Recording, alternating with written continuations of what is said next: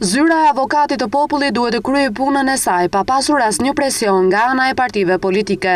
Kështu deklaroi ambasadori i Shteteve të Bashkuara të Amerikës Aleksandr Arvizu pas takimit që pati me avokatin e popullit Igli Totozani.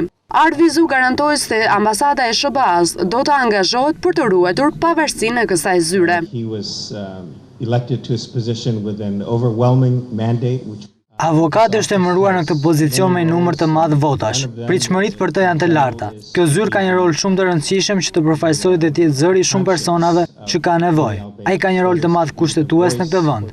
Është e rëndësishme gjithashtu që ai të kryejë punën e tij në mënyrë të pavarur dhe pa asnjë ndikim politik. Ndërsa për sa i përket situatës së krijuar në disa zona të vendit si pasojë e motit të keq, Arvizu bëri apel për të kontribuar sa më shumë në masat që po ndërmerren. I njëjti apel edhe nga ana e avokatit të popullit Igli Totozani.